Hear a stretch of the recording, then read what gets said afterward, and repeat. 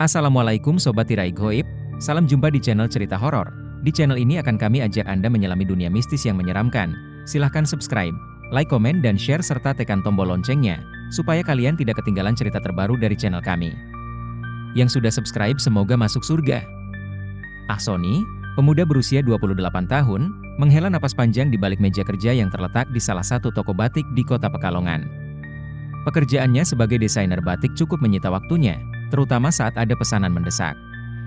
Malam itu, seperti malam-malam sebelumnya, dia terpaksa lembur karena harus menyelesaikan desain batik untuk pelanggan penting. Di luar, hujan gerimis mulai turun, menyelimuti kota Pekalongan dengan suasana yang sepi. Jam sudah menunjukkan pukul 9 malam, dan toko mulai sepi. Satu persatu lampu toko dimatikan, meninggalkan hanya satu cahaya yang menerangi meja kerjanya. Ahsoni melirik jam tangan, lalu memutuskan untuk menyelesaikan pekerjaannya sesegera mungkin. Mengingat tempat tinggalnya yang cukup jauh dari kota Pekalongan, yakni di Paninggaran, sebenarnya Ahson mendapat fasilitas sebuah kamar di sebelah galeri batik itu. Namun sejak putus dengan kekasihnya, Ahsoni lebih sering pulang ke rumahnya. Akhirnya, setelah beberapa jam berlalu, pekerjaan Ahsoni selesai. Ia mengumpulkan barang-barang dan segera berjalan menuju parkiran. Tidak ada lagi suara hiruk-pikuk kendaraan yang biasa terdengar di siang hari, hanya gemericik hujan yang turun perlahan. Ahsoni menyalakan sepeda motor tua miliknya dan mulai mengendarai kendaraan menuju Paninggaran. Perjalanan malam itu terasa begitu sunyi, hanya suara deru mesin motor yang terdengar di sepanjang jalan. Ketika melintasi jalan yang cukup sepi, Ahsoni melewati objek wisata Linggo Asri, sebuah tempat yang terkenal dengan pemandangannya yang indah di siang hari. Namun, malam itu, tempat itu terlihat gelap dan menyeramkan. Pepohonan yang lebat membuat suasana semakin mencekam. Tiba-tiba, di sisi jalan, Ahsoni melihat sosok wanita yang berdiri terpaku, basah kuyup karena hujan yang turun deras. Wanita itu mengenakan gaun putih panjang yang terlihat compang-camping, dengan rambut panjang basah yang menutupi wajahnya. Ia berdiri begitu saja di tengah jalan, tanpa bergerak. Mata Ahsoni terasa terfokus pada sosok wanita itu, merasa ada yang aneh. Namun, rasa iba menyelimuti hatinya. Kenapa dia di sini tengah malam begini? Gumam Ahsoni dalam hati. Ia memperlambat motornya dan mendekati wanita tersebut. "Mbak, kamu tidak takut di sini? Mau aku antar pulang?" tanya Ahsoni dengan lembut, merasa kasihan karena wanita itu tampak terhanyut oleh hujan yang tak kunjung reda. Wanita itu mengangkat kepalanya, dan meski wajahnya basah oleh hujan, Ahsoni bisa melihat matanya yang kosong dan gelap. Wanita itu tersenyum tipis, senyum yang terasa begitu mengerikan. "Tolong antar aku," jawabnya, suaranya pelan namun tegas, membuat bulu kuduk Ahsoni meremang. Tanpa banyak berpikir, Ahsoni membuka helmnya dan menawarkan tumpangan. "Naik saja, Mbak," ujarnya, mencoba mengesampingkan rasa takut yang mulai menggelayuti. Wanita itu pun naik ke belakang motor dengan gerakan yang aneh, seolah tubuhnya tidak sepenuhnya menyentuh tanah. Perjalanan dimulai, namun Ahsoni merasa ada yang ganjil.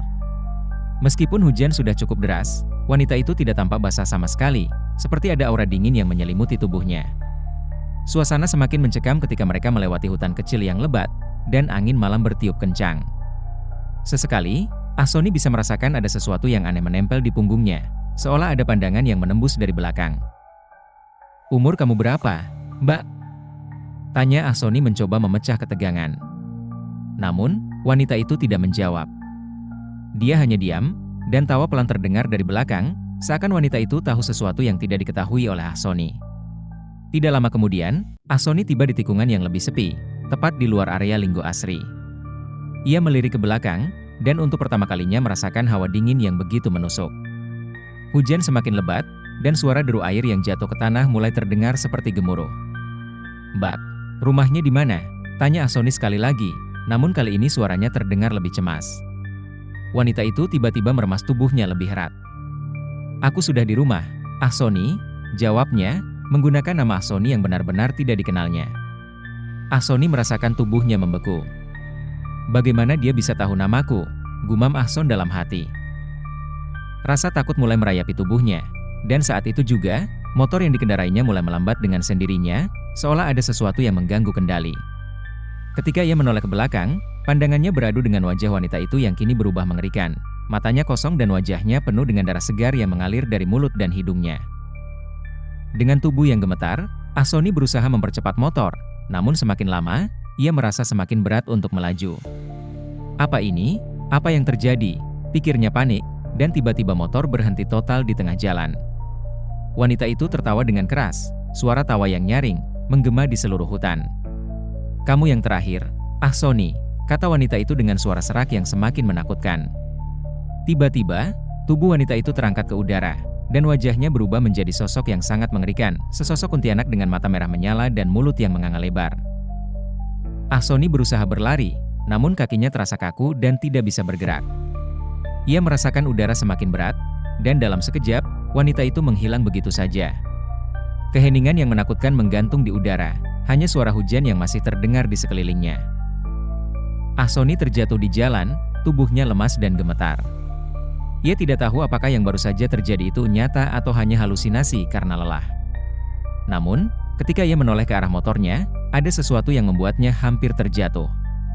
Di atas jok motor, tergeletak selembar kertas basah yang bertuliskan nama Ahsoni, dengan darah yang masih menetes dari tulisan tersebut.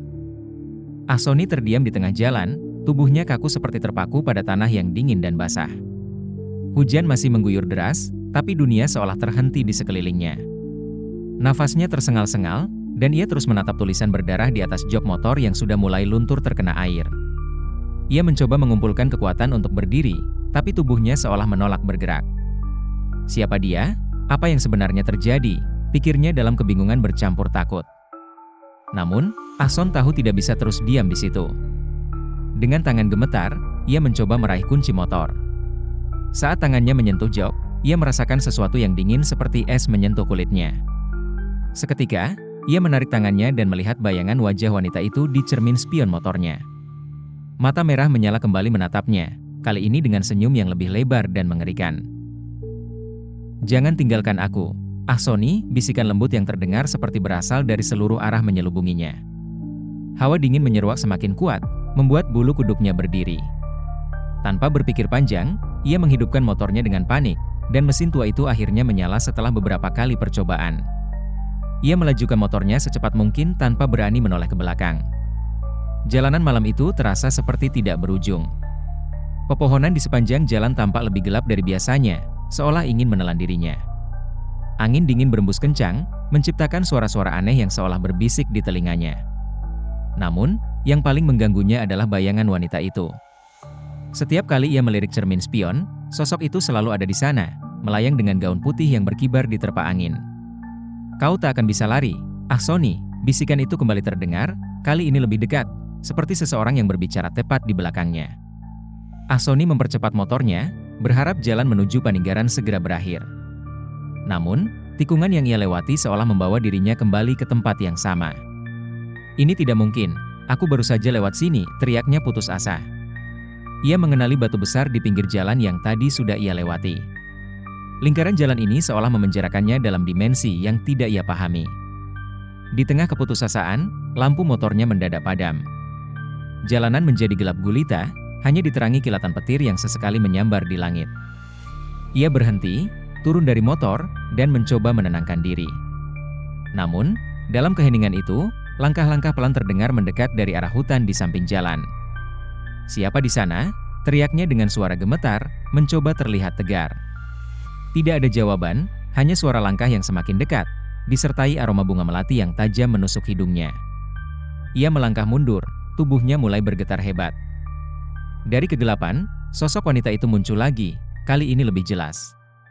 Rambut panjangnya terurai, menutupi sebagian wajahnya yang kini tampak lebih menyeramkan.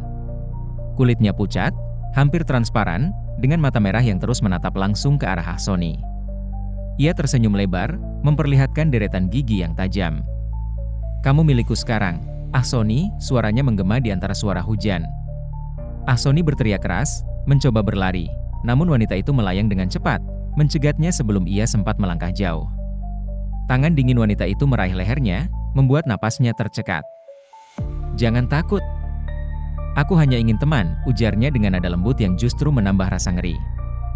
Dalam sekejap, Ahsoni merasa tubuhnya terangkat dari tanah. Ia berteriak histeris, tapi suaranya hilang ditelan suara hujan dan angin. Wanita itu membawanya ke atas, melayang di antara pepohonan yang bergoyang diterpa angin kencang. Ahsoni mencoba melawan, menendang dan memukul sebisa mungkin, tapi tenaganya terasa hilang. Wajah wanita itu semakin dekat dengan wajahnya, dan matanya yang merah menyala mulai membakar pikirannya. Bayangan tentang keluarganya, pekerjaannya, dan kehidupannya yang normal perlahan menghilang, digantikan oleh kegelapan yang mematikan. Namun, di tengah kegelapan itu, suara lain terdengar. Suara lantunan doa dalam bahasa Jawa kuno menggema di udara. Wanita itu tampak terganggu, melepas cengkramannya dan melayang mundur sambil berteriak marah.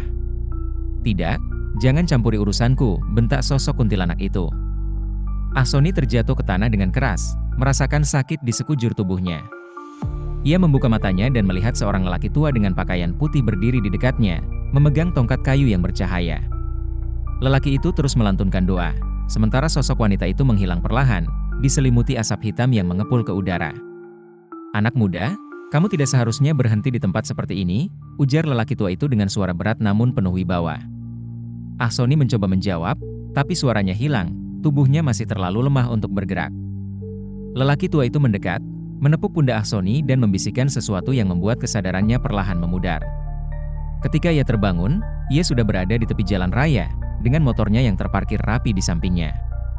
Langit mulai cerah, dan suara burung-burung menggantikan gemuruh hujan semalam. Namun, satu hal yang membuatnya merinding. Di atas jok motornya, tergeletak sebuah bunga melati yang basah, bersama sebuah pesan tertulis, "Aku akan kembali, Ahsoni." Ahsoni merasakan hawa dingin menyelimuti tubuhnya, meski matahari pagi mulai menghangatkan udara. Ia tahu, ini bukanlah akhir, melainkan awal dari mimpi buruk yang akan terus membayanginya. Ahsoni menguatkan hati untuk menyelesaikan semua ini. Meskipun rasa takut masih membayangi, ia tahu teror ini tak akan berhenti jika ia terus lari. Bersama kantong kain kecil yang diberikan lelaki tua itu, ia memutuskan kembali ke Linggo Asri malam itu juga. Sebelum berangkat, lelaki tua tersebut memperingatkannya, "Hati-hati dengan apa yang kau lihat di sana. Jangan terprovokasi dan jangan pernah menoleh ke belakang, apapun yang terjadi. Fokus pada tujuanmu." Hujan mulai turun ketika Ahsoni melintasi jalan yang sama seperti malam sebelumnya. Meskipun suasananya mencekam, ada sedikit keberanian yang tumbuh dalam dirinya karena doa-doa yang ia baca selama perjalanan. Kantong kain kecil yang menggantung di lehernya terasa hangat, seolah melindunginya dari hawa dingin yang menusuk. Ketika ia sampai di tikungan tempat kejadian aneh itu dimulai, hawa di sekitarnya berubah. Angin berhenti bertiup, dan hutan di sekitar menjadi sangat sunyi, seolah-olah seluruh tempat itu tidak lagi berada di dunia nyata. Ahsoni memarkirkan motornya dan berjalan perlahan ke tengah jalan. Ahsoni membuka kantong kain dan menemukan segenggam abu yang berbau aneh, bersama dengan sehelai benang merah. Lelaki tua itu mengatakan bahwa benda-benda ini penting untuk melemahkan kuntilanak tersebut. "Cari tanda keberadaannya," kata lelaki tua itu, "biasanya berupa jejak energi, seperti pohon besar atau batu yang tampak tidak biasa." Ahsoni melangkah ke dalam hutan kecil di sekitar Linggo Asri, mengikuti nalurinya. Di tengah perjalanan, ia mulai mendengar suara gemerisik yang aneh, seperti langkah kaki yang mengikutinya dari belakang. Ia teringat pesan lelaki tua itu, "Jangan menoleh." "Siapapun itu, aku tidak takut," teriaknya, mencoba meyakinkan dirinya sendiri. Suara itu semakin dekat, lalu berubah menjadi suara tawa pelan yang familiar, suara wanita itu. Tak lama kemudian, ia menemukan sebuah pohon besar yang tampak berbeda dari yang lain. Pohon itu tampak membusuk, tetapi ada jejak darah di salah satu sisinya. Ketika ia mendekat, hawa dingin menusuk tulang dan aroma melati menyeruak begitu tajam. "Ternyata kau benar-benar kembali," suara wanita itu tiba-tiba terdengar, dan ia muncul dari balik pohon dengan senyum menyeramkan. Kali ini, tubuhnya tidak lagi berbentuk manusia sepenuhnya. Rambutnya berkibar liar, dan kukunya yang panjang tampak berkilat dalam kegelapan. "Berhenti menghantuiku, aku ingin ini selesai," teriak Ahsoni, meskipun ia gemetar ketakutan. Wanita itu tertawa keras. "Selesai? Tidak semudah itu, Ahsoni. Kau sudah menjadi bagian dariku sejak malam itu," ujar sosok itu. Ahsoni mengambil abu dari kantong kain dan menaburkannya di sekitar pohon sambil membaca doa yang diajarkan lelaki tua itu. Wanita itu langsung menjerit kesakitan, tubuhnya tampak seperti terbakar oleh sesuatu yang tak terlihat. Namun, ia tidak menyerah begitu saja. Sosoknya melayang cepat ke arah Ahsoni, mencoba mencengkeramnya dengan tangan dinginnya. Dengan panik, Ahsoni mengikat benang merah di salah satu cabang pohon, seperti yang diarahkan lelaki tua itu. Pohon itu tiba-tiba bergetar, dan wanita itu berteriak lebih keras, tubuhnya memudar perlahan. "Aku tidak akan membiarkanmu pergi begitu saja," teriaknya, sebelum akhirnya sosoknya lenyap sepenuhnya, menyisakan hanya aroma melati yang samar. Setelah malam itu, Linggo Asri kembali normal, tidak lagi diliputi aura menyeramkan seperti sebelumnya. Ahsoni kembali ke rumah dengan tubuh yang lelah, tetapi ada rasa lega yang luar biasa. Ia tahu semua ini telah berakhir. Beberapa hari kemudian, lelaki tua itu datang ke rumah Ahsoni untuk memastikan semuanya baik-baik saja. "Kau telah menyelesaikan tugasmu dengan baik," katanya sambil tersenyum. "Tapi ingat, jangan pernah meremehkan dunia yang tak kasat mata," ujar lelaki tua itu.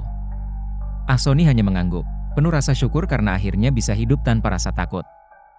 Meski begitu, di sudut hatinya, ia selalu merasa waspada karena ia tahu, kegelapan selalu mengintai, menunggu saat yang tepat untuk kembali. Terima kasih Sobat Tirai Goib.